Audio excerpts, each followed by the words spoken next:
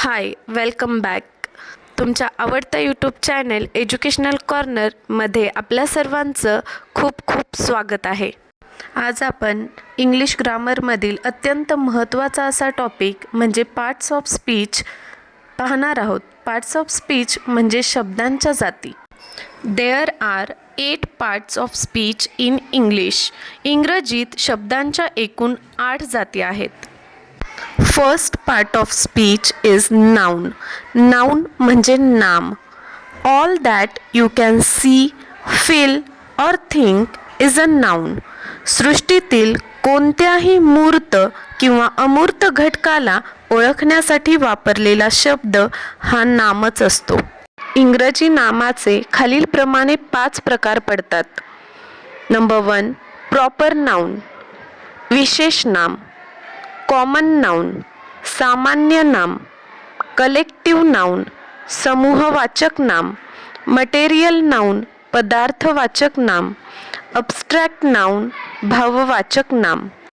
Mumbai, city, team, sugar, honesty et cetera हे शब्द, दिलेले सर्व शब्द नाउन्स आहेत.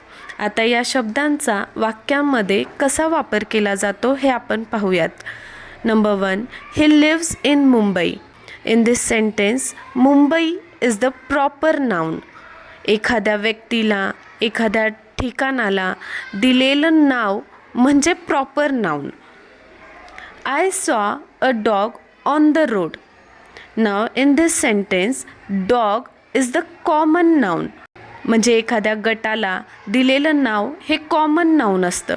जसं की कॅट किंवा गर्ल्स किंवा बॉईज हे दिलेलं जे नाव आहे हे काय आहे? Common noun. Our team has won the match. Now in this sentence, team is a collective noun. Team is the collective noun.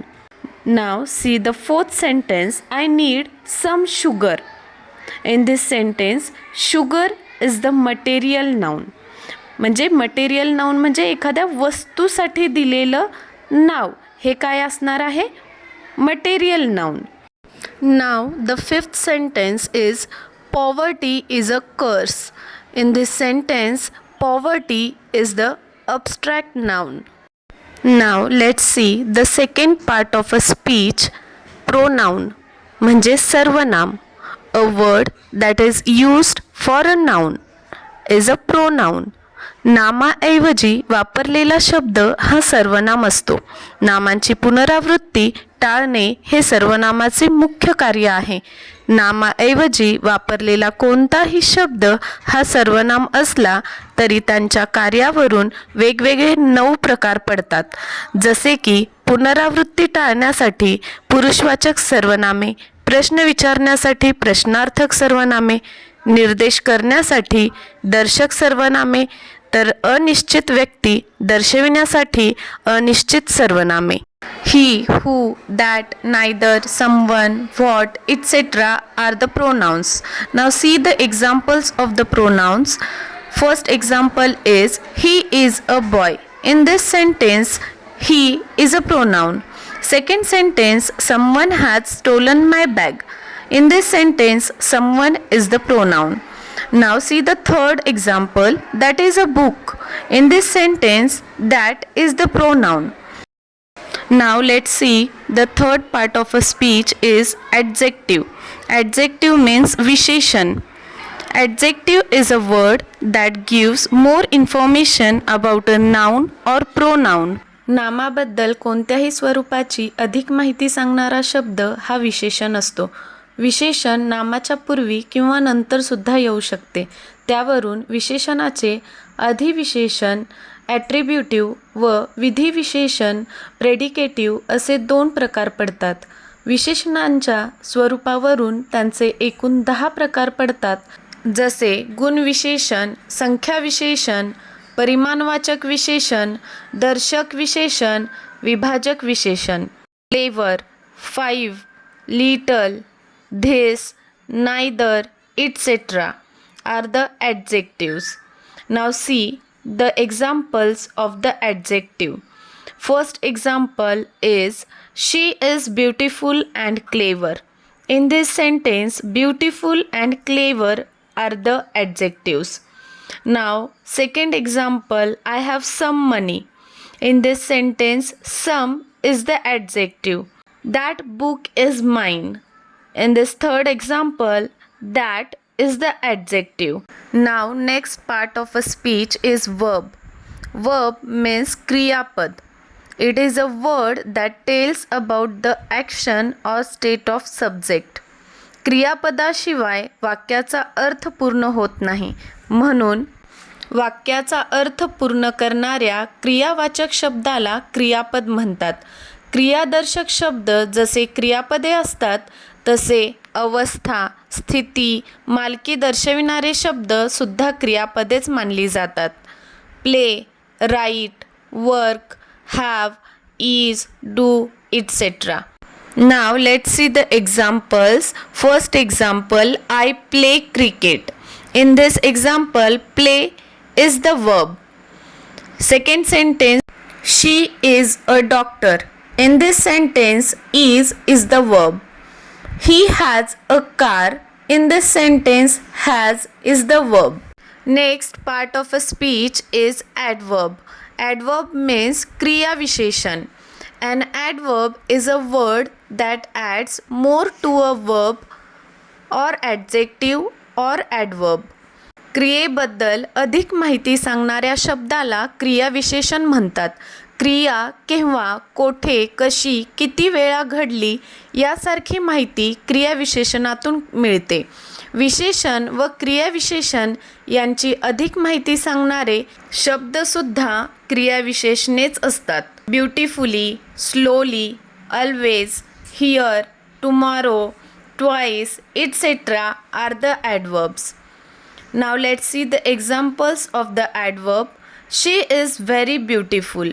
In this sentence, very is the adverb. He has so tired. In this sentence, so is the adverb. Raju ran very fast. Now you have to tell me which is the adverb in this sentence. Comment this answer. Sixth part of a speech is preposition. Preposition means shabdayogi avyaya, a word or a phrase that is used before a noun or pronoun to show place, time, direction, etc. कर्ता, कर्म, पूरक यांना वाक्याशी जोडण्यासाठी कोणत्याही शब्दाची गरज नसते. ही बहुधा नामे असतात, परंतु यापेक्षा वेगळ्या अर्थाने एखादे नाम वाक्यात वापरावयाचे झाल्यास त्याला वाक्याशी जोडण्यासाठी शब्दयोगी अव्ययाची गरज असते.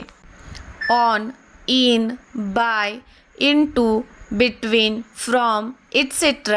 are the prepositions. Now let's see the example. There is a book on the table. In this sentence, on is the preposition. I live in Aurangabad. In this sentence, in is the preposition. A cat jumped upon the table.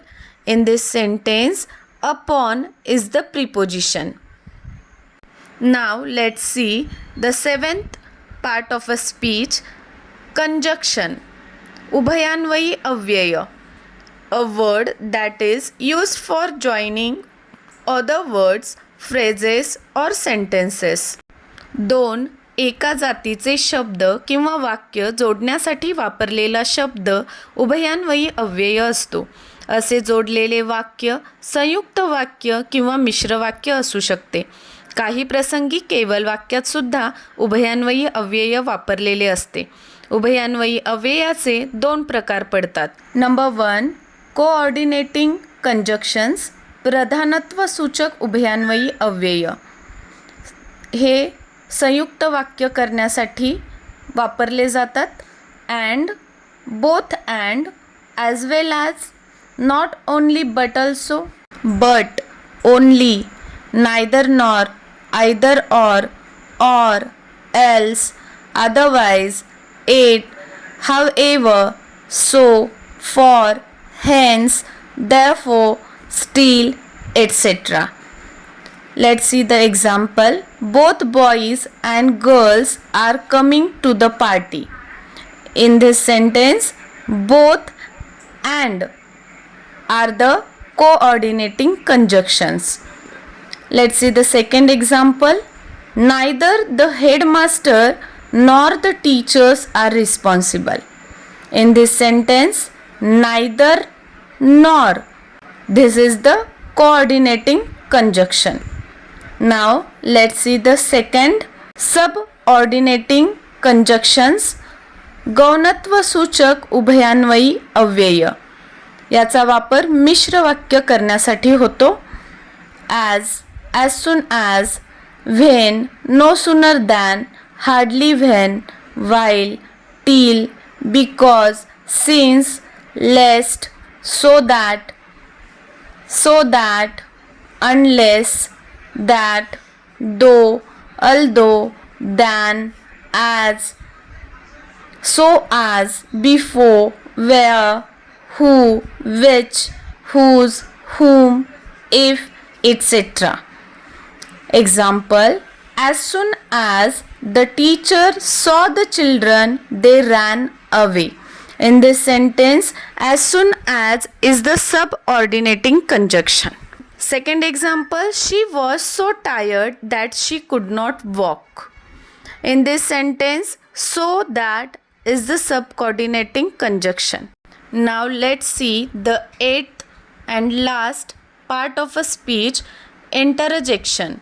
केवल प्रयोगी अव्यय, a word or phrase that is used to express surprise, pain, pleasure, to express sudden feelings, etc.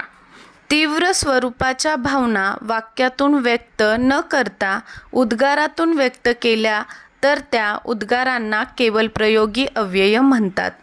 Absolutely, act, aha, aham, agreed, als, all right, alrighty, amen, anytime, anyhow, as if, awful, bum, blah, bless you, bo, bravo, cheers, goodness, gracious, hey, hi, ha, who, indeed, no, now, na, oops, ouch, please, what, oh, oops, wow, s, etc. are the interjections. Now let's see the examples of interjection. First, hooray, we have won the match. In this sentence, hooray is the interjection. Now let's see the second example. Else, he died so young. In this sentence, alas is the interjection.